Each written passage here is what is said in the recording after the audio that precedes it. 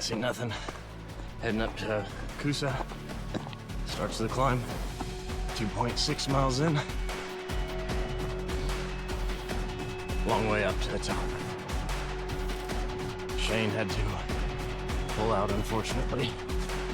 Had some foot problems the last few weeks.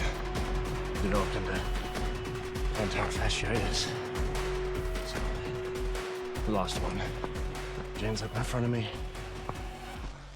Looking strong. Here we go. Just past first aid station. 7.5-ish miles. Jane right behind me. At Coosa is a demon. That's what it is. Straight down the rocks. I don't know if you can see up front.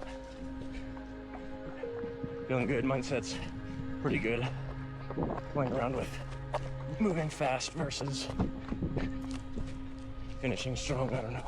I guess they both could go hand in hand. Definitely want to a midnight finish. Sounds dreamy, but also the reality of we're only 1/10 of the way through. We're 7.8 miles in with a 68-ish miles to go. So it's a long day ahead. It's still dark. My quote prediction times are right on, actually. I wanted to be at the first aid at 6:45. I got there at 6:42 and left at 6:45, so that's great. About to get these trekking poles out and keep on power hiking. Let's go.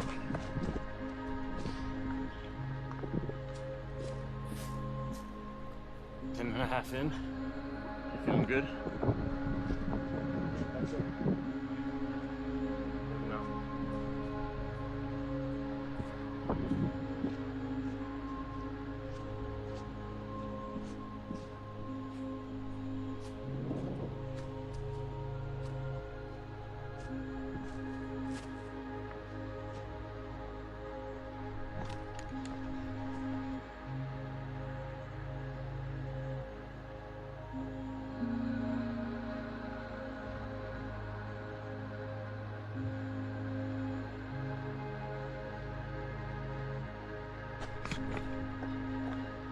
That's the second aid station. Goal was 8:15 and got there at 8, so doing good.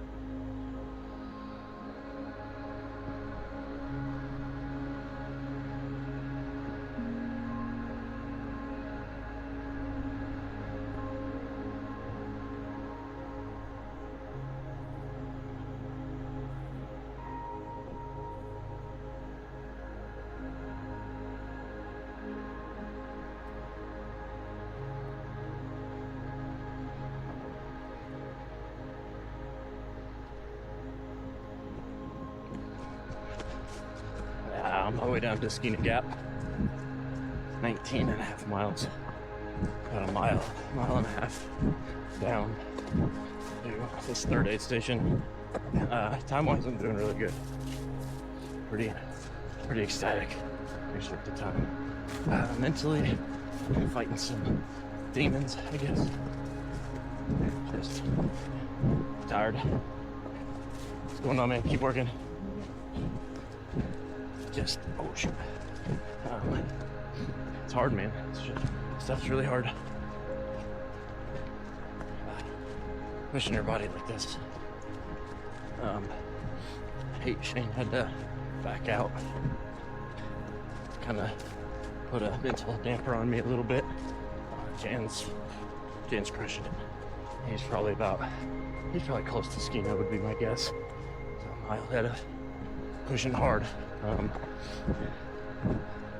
If we keep this pace, I'll hit my goal of about 20 hours, something like that, which would be nice. So I'm also playing with that. Is undue pressure to finish faster. I know I don't have to, but just pushing my limits. You know, that's what this is. This isn't just frolic through the woods. This is, you know, a great teacher in mental and physical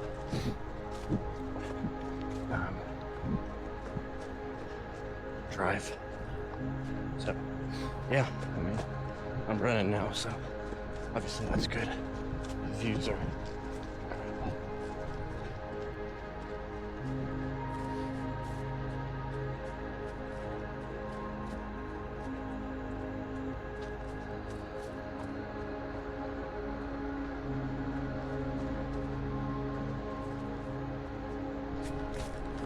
Just past the Skeena Gap aid station. It's a 1.5 mile out and back, mostly downhill out and all uphill back. Caught up to Christian. He was getting some extra aid from the family. Should be back there somewhere. Catch him taking a pee in the woods. Feeling pretty good. Time-wise, I'm doing great. At least according to my wanted times. The only thing that's a little bothersome, peeing, which is good, but bright orange, which obviously is dehydration. So I got down to Skeena Gap, chugged probably 20 ounces of water, cup and a half cup of pickle juice. So hopefully that helps. Got my couches slam full. That was the longest gap between aid stations. We have about 6.5 miles. I guess about 4 miles left to the next aid station, but yeah, it's beautiful up here. Weather is perfect for running. Overcast, a little cool. So, yeah, feeling good.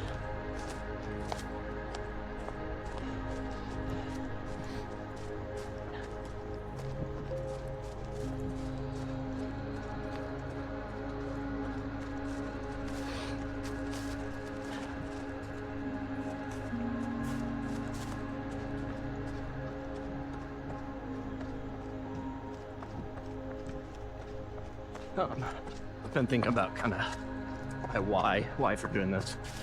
You know, the people that know me, this is the second time I'm doing this. You know, my first time was, told myself I wanted to see if I can. You know, I'm gonna teach my kids you can do hard things. You know, this is obviously a bit extreme, but I wanted to see if I could. Doing this again. Maybe it's a little bit selfish. Maybe it's a little bit hypocritical. I don't know if that's the right word. I did it once. Maybe that was a fluke. Could you actually do it again? So I'm questioning those things right now. I'm definitely not in the best headspace. But I'm just gonna keep pushing, and like me and Jan were just talking, if I'd like to finish it, you know, faster than last year, earlier than last year. The idea of getting into bed at a relatively good time, like 2 a.m., seems really nice. But if I mosey through the finish line at, you know, 5 a.m., the 24-hour finish, still finished. So that's kind of what I'm going through right now. So yeah, we'll see. Ooh, foggy. Almost to the next aid station. About 3/4 of a mile. A little over a third of the way done, which is really exciting. Got a text from a few people.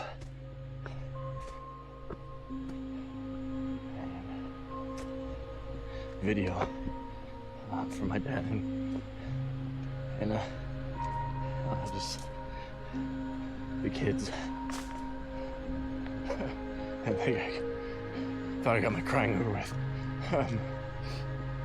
Just saying that they love me and they miss me. Wish me luck. It's crazy what kids will do to you. Obviously I'm drained physically. I think emotions come out, and cried at the last time I did this too. I think anybody who runs these with any sort of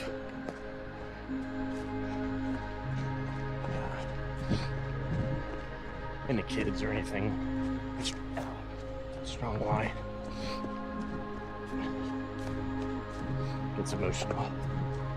Anyway, just thinking about my kids and seeing them here at 20, 25 miles or so. It's really keeping me going. I went through a little low spot. Stomach's kind of wishy-washy, and it's a slave saying, you know, that effort is strong. Elliot and Freya just saying they love me, miss me. It means a lot. Kids are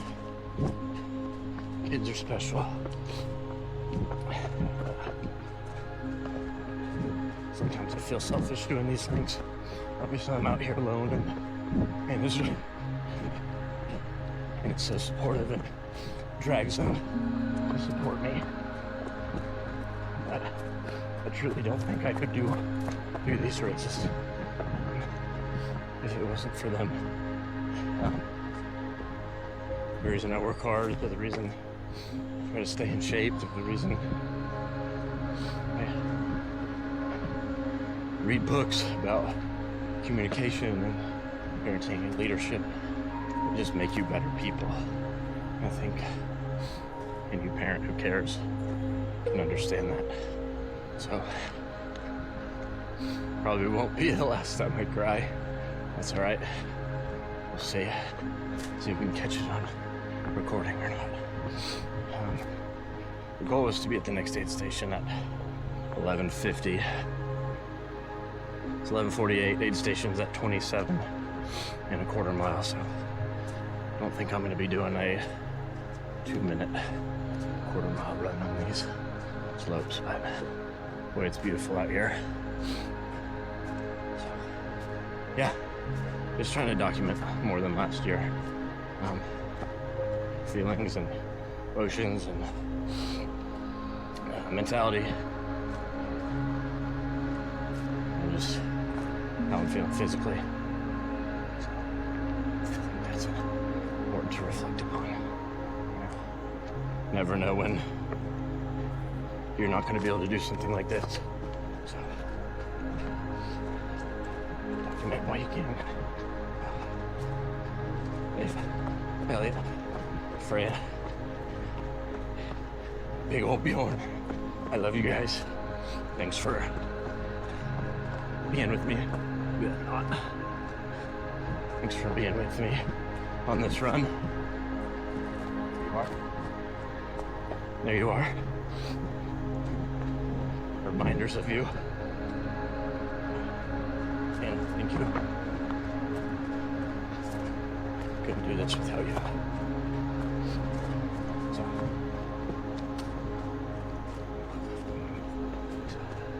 love you guys. Can't wait to see you at Jake Bull. The finish line. I'm gonna do this thing. All right. Here we go. Almost there. One of the best spots on the trail.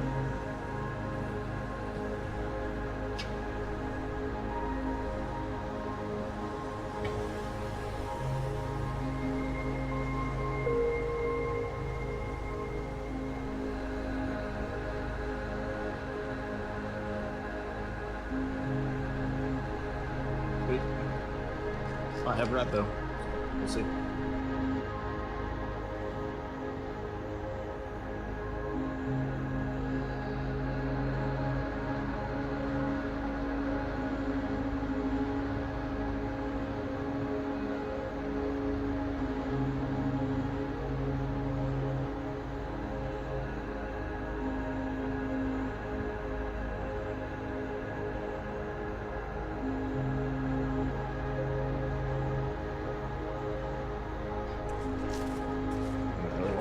Video. Feeling really good. Was feeling really good physically, mentally. For a little whatever. Had some blood in my urine. Not good, obviously. Panic situation.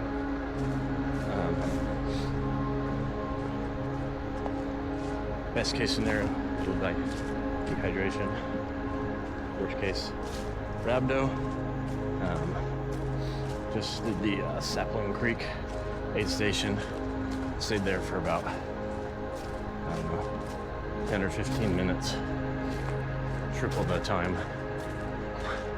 Probably quadruple the time I've been spending at the other aid stations. I think I'm averaging probably 3 to 4 minutes in an aid station. So anyway, spent a good 10 to 15 minutes there. Drank about a gallon of water. Christian caught up to me. And hung around him for a minute. And then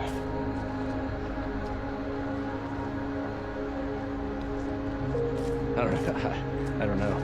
It's crazy because I feel good. My body doesn't feel the ache right now.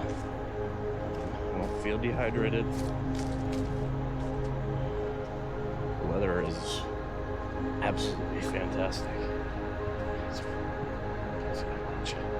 It's probably low 60s. Kind of overcast with a cool breeze. So I mean, I feel great. Mentally, I feel great. Physically, outside of blood and urine, doesn't. But I feel good. My legs aren't super tired. I don't know if it's just I pushed way too hard early on, but I don't know. There's like 5.5 miles, 5 miles now to the next aid station. So we'll see. Not stupid enough to cause myself harm or set in danger. A race isn't worth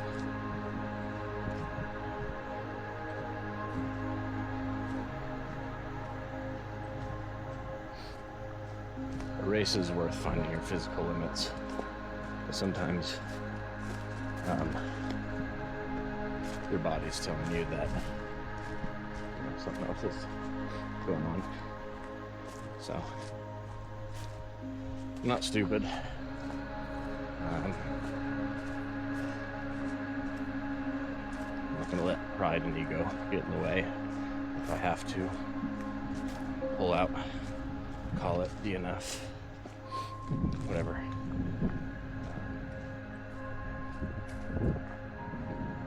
Don't think like that.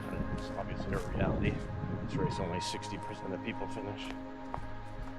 Somebody's got to be the 40, you know what I mean? Somebody's got to be the 40. So we'll see. I'm gonna kind of take it slow. My times are still good. I'm way ahead of Mando cutoff. So Hell, if I have to walk 40 miles to keep from getting dehydrated,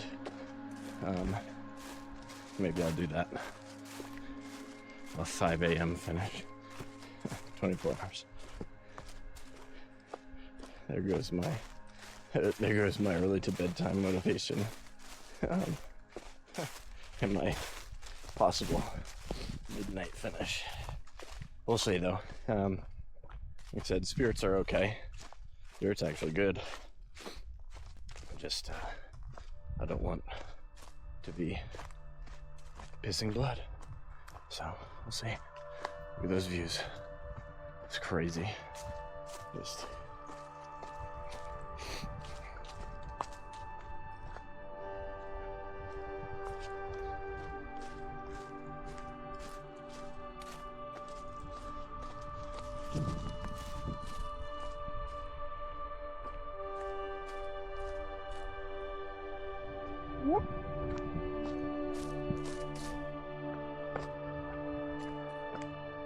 cool spot. All right.